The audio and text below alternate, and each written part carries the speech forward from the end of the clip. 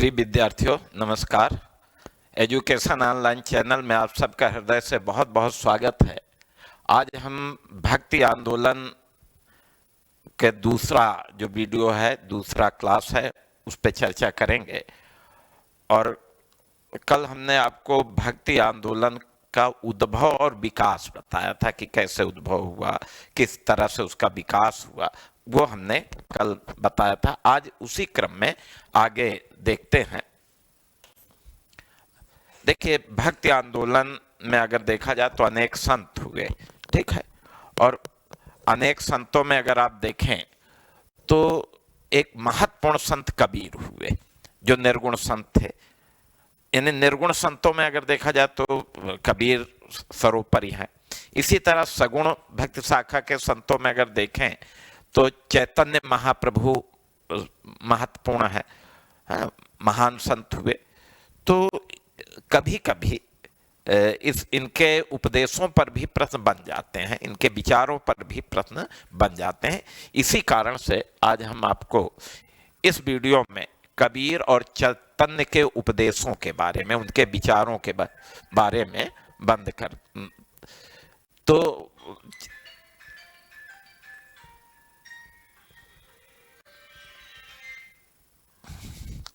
तो कबीर और चैतन्य के उपदेशों के बारे में आज हम चर्चा करेंगे। और सबसे पहले हम कबीर के उपदेशों के बारे में बताएंगे। तो आइए देखते हैं कबीर के उपदेश। जहां का लिखा है इसे आप के कर दीजिए, तो क्योंकि उपदेश अनेक हैं। कबीर के उपदेश ऐसे करते हैं, ठीक है। देखिए, उत्तर भारत में अगर देखा जाए तो उत्तर भारत में भक्ति के दो रूप अभिव्यक्त होते हैं। भक्ति के दो रूप क्या हैं? एक निर्गुण भक्ति और दूसरी सगुण भक्ति। सगुण भक्ति, ये तो ये आप देखेंगे कि उत्तर भारत में भक्ति के ये दो रूप जो है अभिव्यक्त होते हैं, एक निर्गुण भक्ति और दूसरी सगुण भक्ति। अब हम जब निर्गुण भक्ति की बात करते हैं तो निर्गुण भक्ति के सबसे महान संत कौन हुए? कबीर। तो निर्गुण भक्ति के ये सबसे महान संत कबीर क्या हुए? निर्गुण भक्ति के सबसे महान संत हुए, ठीक है। अब इसमें प्रारंभ में कबीर के उपदेश बताना है, तो यहीं से शुरुआत कीजिए और फिर कबीर के बारे में थोड़ा चर्चा भी कीजिए, लेकिन बहुत ज़्यादा नहीं, क्योंकि जीवनी वगैरह मेंस में लिखना उपयुक्त नहीं माना जाता है, ठीक है। तो कबीर जो है निर्गुण भक्त के महान संत हुए और इनके गुरु रामानंद थे। यद्यपि इन्होंने एक सूफी संत शेख तकी से भी शिक्षा ग्रहण की थी, लेकिन इनकी जो शिक्षा है वो आध्यात्मिक शिक्षा है, क्योंकि इन्होंने भौतिक शिक्षा नहीं ग्रहण की। कबीर ने स्वयं लिखा है कि भाई इन्होंने कभी कलम, स्याही, कागज छुआ ही नहीं, ठीक है। मसी कागज छुओ नहीं, कलम गहो नहीं हाथ, तो ये इन्होंने खुद लिखा। तो इन्होंने भौतिक शिक्षा से दूर रहे। हाँ, आध्यात्मिक शिक्षा इन्होंने जरूर रामानंद से प्राप्त की और एक सूफी संत शेख तकी से भी इन्होंने शिक्षा ग्रहण की थी, ठीक है। अब कबीर अगर देखा जाए तो कबीर के ऊपर अगर देखें, कबीर स्वयं एक महान संत, आध्यात्मिक आत्मिक चिंतन वाले संत थे, लेकिन फिर भी कबीर के ऊपर अगर देखा जाए तो आप देखेंगे कि नाथ पंथ का प्रभाव देखने को मिलता है, इस्लाम धर्म का प्रभाव देखने को मिलता है, सूफियों का प्रभाव, सूफीवाद का प्रभाव, यानी इन सब का प्रभाव कबीर के ऊपर दिखाई पड़ता है कि कबीर नाथ पंथ से प्रभावित थे, इस्लाम धर्म से प्रभावित थे, सूफीवाद से प्रभावित थे, ठीक है। तो इन सब का प्रभाव कबीर के ऊपर पड़ता है, ठीक है। अब कबीर को अगर आप देखें तो कबीर के ऊपर जो नाथ पंथ का प्रभाव आप देखें तो इन्होंने निराकार ब्रह्म की उपासना की, निर्गुण ब्रह्म की उपासना की। तो निर्गुण ब्रह्म की जो उपासना का प्रभाव है ये नाथ पंथ से देखा जाता है कि नाथ पंथ का इनका प्रभाव पड़ा और इसलिए ये निराकार ब्रह्म की उपासना पर बल दिया। एकेश्वरवाद पर बल दिया तो इस्लाम धर्म के एकेश्वरवाद का भी प्रभाव पड़ा। और फिर आप देखेंगे कि जो निराकार ब्रह्म है उसके प्रति घोर प्रेम है, बिल्कुल अद्भुत प्रेम की जो भावना है कबीर में, वो सूफीवाद का भी प्रभाव देखने को मिलता है। तो कबीर के ऊपर नाथ पंथ, इस्लाम धर्म और सूफीवाद का प्रभाव देखने को मिलता है। तो एक तो ये चीज आप बताएंगे कि कबीर पर पूर्व के किन लोगों का प्रभाव है, ये बताना बहुत जरूरी है। तो निर्गुण संत हैं ये बताइए, और फिर कबीर पर किनका प्रभाव पड़ा ये आपको बताना है। यानी उपदेश बताने से पहले इन चीजों की चर्चा करनी है। चलिए आगे बढ़ते हैं हम लोग।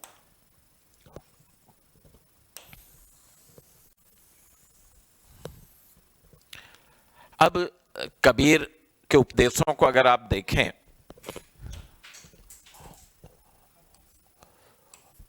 तो कबीर धर्म सुधारक होने के साथ साथ आप देखेंगे कि एक समाज सुधारक भी थे। यानी ये दोनों स्वरूप आपको कबीर में मिलेंगे, वो धर्म सुधारक भी है और समाज सुधारक भी हैं। ये एक अलग मुद्दा होता है कि इन दोनों में मुख्यतः क्या थे। तो हम यही कहेंगे कि वो धर्म सुधारक थे, लेकिन उनके अगर कार्यों और विचारों पर जाते हैं तो हम दोनों देखने को पाते हैं कि भाई ये धर्म सुधारक भी हैं और समाज सुधारक भी हैं। ठीक है। आप देखेंगे कि भक्ति आंदोलन के संतों में एक बहुत क्रांतिकारी विचारों वाले संत थे, इनके विचार बहुत क्रांतिकारी थे। तो क्रांतिकारी विचार वाले संत हैं कबीर, और इन्होंने आप देखेंगे कि समाज में व्याप्त सभी बाह्य आडंबरों का विरोध किया। समाज में जो भी बाह्य आडंबर हैं उनका ये क्या करते हैं, विरोध करते हैं। सभी बाह्य आडंबरों का इन्होंने विरोध किया। ठीक है।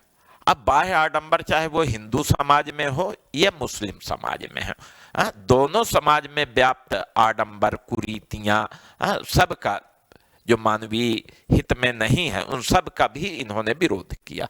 अब आप देखेंगे कि हिंदू परंपरा में, तो हिंदू धर्म के अंतर्गत आप देखेंगे कि समाज में अनेक अंधविश्वासों के साथ विभिन्न देवी देवताओं की मूर्ति पूजा आदि प्रचलित थी। तो इन्होंने मूर्ति पूजा पर भी कटाक्ष किया और क्या कहा कि भाई मूर्ति पूजा करने से अगर ईश्वर मिलते हैं तो मैं तो भाई पूरे पहाड़ों को पूज लूं, पत्थर पूजे हर मिले तो मैं पूजूं पहाड़। तो ये क्या है कि ये हिंदुओं पर, अगर मुस्लिम समाज की बात अगर देखते हैं कि तो मुस्लिम समाज में जो उपयुक्त नहीं इन्हें लगा उस पर इन्होंने कटाक्ष किया। ठीक है। नमाज रोजा रखने पर भी इन्होंने विरोध किया और कहा कि भाई ईंटा पत्थर जोड़ के मस्जिद लई बनाए ताचड़ मुल्ला बांग देख क्या बहरा हुआ खुदा। तो ये बाह्य आडंबरों के क्या थे, विरोधी थे। सभी बाह्य आडंबरों का इन्होंने विरोध किया। ठीक है। एक तो ये चीज इनको आपको बताना है। दूसरी चीज अगर आप देखें तो इन्होंने ईश्वर के अवतारों को स्वीकार नहीं किया कि ईश्वर अवतार लेता, क्योंकि निर्गुण संत है तो ईश्वर ही निराकार है, और जब वो निराकार होगा तो कैसे वो अवतार लेगा। तो ये अवतारवाद में विश्वास नहीं करते थे। ठीक है। ईश्वर के अवतारों में विश्वास ये नहीं करते थे। अब इनकी जो भक्ति है आप देखेंगे कि ब्रह्म, ये ब्रह्म को राम कह के पुकारते हैं। इनका कबीर के राम कौन है? ये वास्तव में निराकार ब्रह्म है, और उस निराकार ब्रह्म को ही कबीर ने एक नाम दिया है, राम।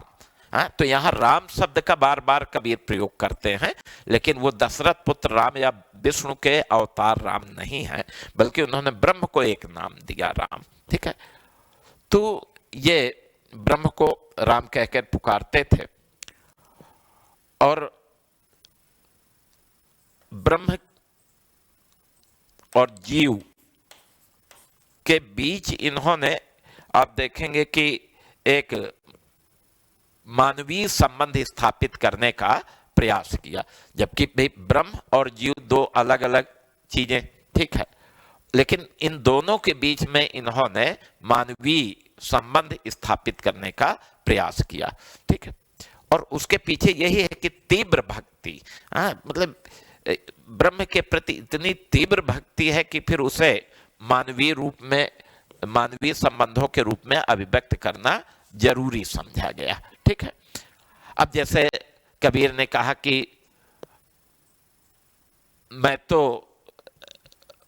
राम मेरे साईं, मैं राम की बहुरिया। हाँ, यानी राम कौन है? ब्रह्म, और ब्रह्म के साथ जो संबंध स्थापित किया कि राम यानी ब्रह्म मेरे पति हैं, मैं उनकी पत्नी हूं। ये क्या है? ये मानवीय संबंध के रूप में अभिव्यक्त करते हैं। तो ब्रह्म और जीव के संबंध को किस रूप में अभिव्यक्त किया?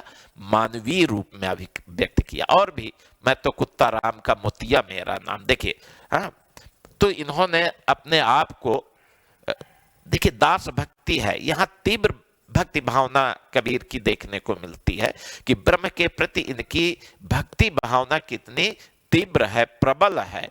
हाँ, ये चीज यहां देखने को मिलती है। ठीक है, मैं तो कुत्ता राम का मोतिया मेरा नाम, गले राम की जीवरी, जित खींचे तित जाऊं। ठीक है, तो अपने आप को जो है दास भाव के रूप में, कुत्ते के रूप में भी, कि वो मेरे स्वामी हैं, मैं उनका कुत्ता हूं। तो ये ब्रह्म और जीव के बीच में मानवीय संबंध को अभिव्यक्त करते हैं कबीर। ठीक है, अब कबीर को अगर आप देखें तो कबीर धर्म सुधारक होने के साथ साथ समाज सुधारक भी हैं। वो धर्म सुधारक हैं और फिर समाज सुधारक भी। आप देखेंगे इन्होंने जात पात का विरोध किया, छुआछूत का विरोध किया, सती प्रथा का विरोध किया, ये सब।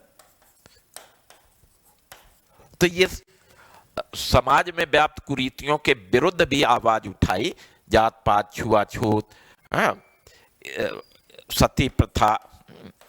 सती प्रथा, इनका ये क्या करते हैं? विरोध करते हैं। ठीक है, तो इस समाज सुधारक भी है, धर्म सुधारक भी है, समाज सुधारक भी हैं इन्होंने। और समाज सुधार को भी आप देखेंगे कि इन्होंने एक तरह से आध्यात्मिक या धर्म से जोड़ करके देखा, और धर्म से जोड़ करके समाज सुधार की बात की। और कबीर ने क्या कहा कि देखिए, अगर ईश्वर और अल्लाह एक हैं तो हिंदू मुसलमान अलग कैसे हैं? अगर ईश्वर और अल्लाह एक हो सकते हैं तो हिंदू मुसलमान भी एक हो सकते हैं। तो इस तरह से आप देखेंगे कि समाज सुधार को भी अध्यात्म से जोड़ करके इन्होंने अभिव्यक्त किया है। अब कबीर को अगर देखा जाए कि वो धर्म सुधारक या समाज सुधारक थे, तो मूलतः वो धर्म सुधारक थे, और धर्म सुधार से ही हम उनके समाज सुधार को जोड़ करके देख सकते हैं। तो इस तरह से आप देखेंगे कि कबीर जो है जन्म पर आधारित जाति व्यवस्था का भी विरोध करते हैं, और फिर उन्होंने समाज में जो शिल्प व्यवसाय, अन्य व्यवसाय थे, उनको भी मान्यता प्रदान की। यानी मोक्ष प्राप्ति के लिए संन्यास धारण करने की आवश्यकता नहीं है, गृहस्थ में रहते ही मोक्ष की प्राप्ति कर सकते हैं। तो ये हम कबीर के उपदेशों की चर्चा की कि कबीर के ये उपदेश थे। तो एक भूमिका दे करके उनके उपदेशों को आप लिख सकते हैं। चलिए आगे बढ़ते हैं हम लोग।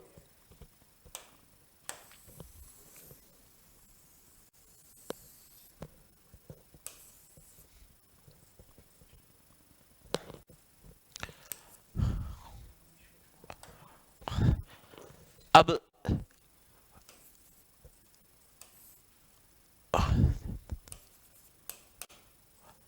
चैतन्य के उपदेश, ठीक है। अभी हमने बताया कि उत्तर भारत में भक्ति आंदोलन के दो रूप अभिव्यक्त होते हैं, और वो दो रूप निर्गुण भक्ति और सगुण भक्ति है। जहां तक बात चैतन्य की है, तो चैतन्य जो है ये सगुण भक्ति शाखा से संबंधित है, और सगुण भक्ति शाखा में जो कृष्ण भक्ति का विकास हुआ, तो सगुण भक्ति में कृष्ण भक्ति शाखा के संत हैं चैतन्य, और सगुण संतों में महान संत, हाँ, भक्ति आंदोलन के महान संत हुए हैं चैतन्य, ठीक है। अब जब चैतन्य के बारे में लिखना है तो फिर एक तो ये बताना ही है कि ये सगुण भक्ति में कृष्ण भक्ति शाखा के महान संत हुए। चैतन्य का जन्म अगर देखा जाए तो चैतन्य का जन्म कहाँ हुआ था? बंगाल में एक ब्राह्मण परिवार में इनका जन्म हुआ था, और आप देखेंगे कि प्रारंभ से ही इनका अध्यात्म की तरफ झुकाव था, और फिर आप देखेंगे कि ये अपना गृह त्याग कर देते हैं, गृह त्याग करके गया में आते हैं, और गया में ईश्वरपुरी नामक साधु से इन्होंने दीक्षा ग्रहण की, ठीक है। और फिर केशव भारती के नेतृत्व में इन्होंने संन्यास धारण किया। केशव भारती संत थे, इन्हीं के देखरेख में ये संन्यास धारण कर लेते हैं। महत्वपूर्ण बात यह है कि यद्यपि सन्यासी बनने से पहले ही ऐसा माना जाता है कि इनका ईश्वर के साथ साक्षात्कार हो गया था, ठीक है। तो अब इन्होंने कृष्ण भक्ति का प्रचार प्रसार किया। चैतन्य कृष्ण भक्ति का प्रचार प्रसार करते हैं। इन्होंने कृष्ण को ही अपना इष्ट देव माना, बताया कि कृष्ण ही ईश्वर हैं, कृष्ण ही ईश्वर हैं, और ये सर्वशक्तिमान है, प्रेम के सागर हैं, माधुर्य भाव इनमें विद्यमान है।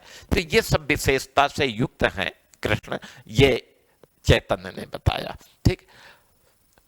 चैतन्य ने यह भी बताया कि मोक्ष कैसे, माया से मुक्ति कैसे मिल सकती है, मोक्ष की प्राप्ति कैसे हो सकती है। तो इन्होंने बताया कि इसके लिए कृष्ण की भक्ति करें और गुरु की सेवा करें, गुरु की सेवा, ठीक है। तो कृष्ण भक्ति और गुरु सेवा पर इन्होंने बल दिया। चैतन्य पर भी अगर देखा जाए तो चैतन्य पर भी नाथ संप्रदाय का प्रभाव देखा जाता है। चैतन्य से पूर्व आप देखेंगे कि जयदेव हुए, जयदेव ने गीत गोविंद नामक ग्रंथ लिखा, उनका प्रभाव देखा जा सकता है। अब चैतन्य की जो भक्ति है मुख्य रूप से आप देखेंगे कि भागवत पुराण पर आधारित है। भागवत पुराण पर आधारित भक्ति का प्रचार प्रसार किया। कृष्ण चैतन्य जो है कृष्ण भक्ति के लिए आप देखेंगे कि वाद्य पर, यानी वाद्य यंत्र बाजा, वाद्य पर आधारित संकीर्तन पर बल दिया, यानी वीणा बजाते हुए भगवान कृष्ण की भक्ति का गीत गाएं, ये भक्ति का मूल आधार इन्होंने बताया। अब चैतन्य यद्यपि किसी ग्रंथ की रचना नहीं की, लेकिन फिर भी इनका अपना एक दर्शन था, और चैतन्य का जो दर्शन है वो अचिंत भेदा भेद, भेदा भेदवाद, तो इनके दर्शन को इस नाम से जाना जाता है, अचिंत भेदा भेदवाद दर्शन इन्होंने विकसित किया, यद्यपि इनका कोई ग्रंथ उपलब्ध नहीं है। अब चैतन्य की भक्ति भी बहुत तीव्र भक्ति है, कृष्ण के प्रति इनकी जो भक्ति है वो बहुत तीव्र है, और आप देखेंगे कि इन्हें तो विष्णु का अवतार भी माना जाता है, कि चैतन्य कौन थे? विष्णु के अवतार थे। और फिर आप देखेंगे कि चैतन्य की कृष्ण भक्ति का प्रभाव बंगाल के साथ साथ उड़ीसा, असम, ये क्षेत्र थे जहाँ चैतन्य की भक्ति का व्यापक प्रभाव पड़ा। अब चैतन्य बंगाल में अगर देखा जाए तो बंगाल में जो भक्ति का आधार निर्मित हुआ वो राधा कृष्ण की ही भक्ति थी, और उस राधा कृष्ण की भक्ति का प्रचार प्रसार किसने किया? चैतन्य महाप्रभु ने किया। ठीक है।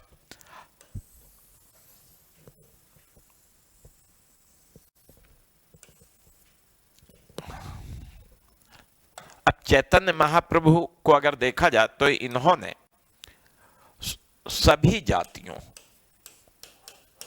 के लिए भक्ति का द्वार खोला। इन्होंने सभी जाति के लोगों को अपना अनुयायी बनाया, यहां तक कि बंगाल के अनेक मुस्लिम भी चैतन्य के अनुयायी थे। तो ये अपने आप में महत्वपूर्ण बात रही कि किसी प्रकार का भेदभाव किए बिना इन्होंने सभी जातियों को कृष्ण भक्ति का द्वार खोला, सबको अपना अनुयायी बनाया। और इस आधार पर अगर देखा जाए तो इन्होंने ये जो जात पात का भेदभाव है समाज में, उसको भी दूर करने, अपनी भक्ति के माध्यम से इन्होंने समाज में व्याप्त कुरीतियों को भी दूर करने का प्रयास किया। अच्छा, इसके पीछे एक महत्वपूर्ण बात यह भी है कि बंगाल में चैतन्य की भक्ति बहुत लोकप्रिय हुई। चैतन्य से पहले बंगाल में अगर देखा जाए तो यहाँ जो ब्राह्मणवादी परंपरा थी वो बहुत सशक्त नहीं थी, और यही कारण है कि बंगाल में चैतन्य की भक्ति बहुत लोकप्रिय हो जाती है।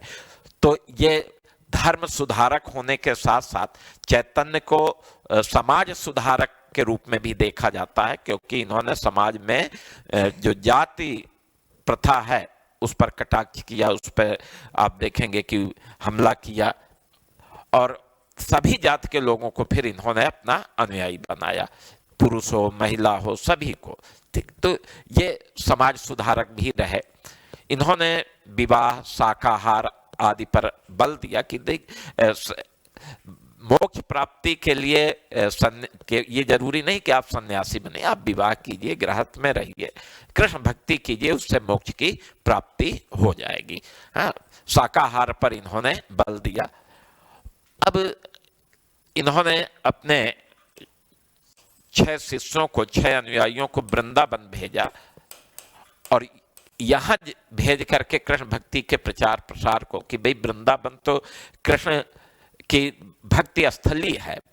ठीक है, और इसलिए उन्होंने अपने 6 अनुयायियों को वृंदावन भेज करके कृष्ण भक्ति के केंद्र के रूप में वृंदावन को विकसित किया। इन्हीं को वृंदावन के 6 गोस्वामी के नाम से जाना जाता है। तो वृंदावन के जो 6 गोस्वामी थे ये कृष्ण के चैतन्य के ही अनुयायी थे, और आगे चल करके इन्होंने ही चैतन्य संप्रदाय का प्रचार प्रसार किया। तो इस तरह से आप देखेंगे कि चैतन्य ने बंगाल, उड़ीसा, असम में कृष्ण भक्ति का व्यापक रूप से प्रचार प्रसार किया, सभी बाह्य आडंबरों का विरोध किया, और यहाँ तक कि समाज सुधार यानी समाज में जो विद्यमान कुरीतियां हैं उनके विरुद्ध आवाज उठाई, और सभी वर्ग के लोगों को अपना अनुयायी बनाया। तो ये चैतन्य के उपदेश थे। तो इस तरह से आप देखेंगे कि भक्ति आंदोलन में यद्यपि कई महत्वपूर्ण संत होते हैं, लेकिन उनमें हमने आज आपको कबीर के उपदेशों के बारे में और चैतन्य के उपदेशों के बारे में बताया, और इन पर टिप्पणी लिखने के लिए या इन पर किसी भी तरह के प्रश्न बन सकते हैं, उस पर आप तैयार रहें। इसीलिए और बाकी सबके लिए देखिए, सबको हमने प्री में पढ़ाया है, सभी जितने भी संत हुए उनके उपदेशों को, लेकिन यहाँ हम विशेष रूप से आपको कबीर और चैतन्य के उपदेशों पर बल दिए, क्योंकि मेंस के लिए यही 2 महत्वपूर्ण संत हैं जिन पे प्रश्न बन जाता है। ठीक है, तो ये हमने आपको ये कबीर और चैतन्य के उपदेशों। अब कबीर धर्म सुधारक के साथ साथ एक समाज सुधारक भी थे, स्पष्ट कीजिए।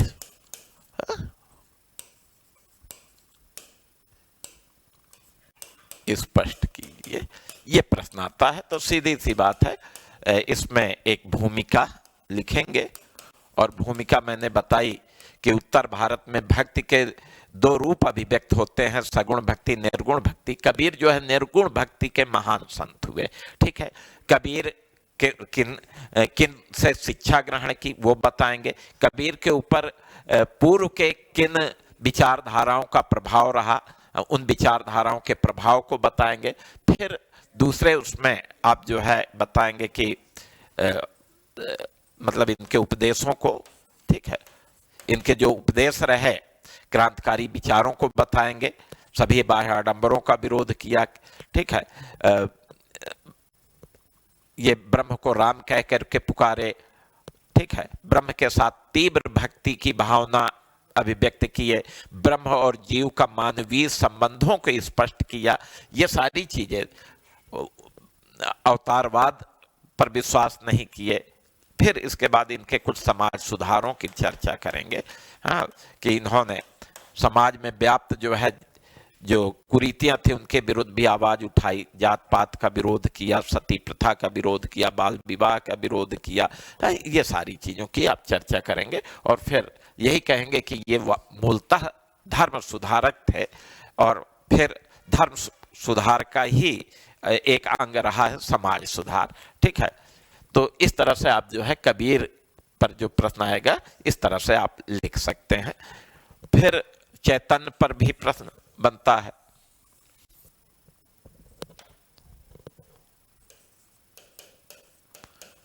चैतन्य ने बंगाल में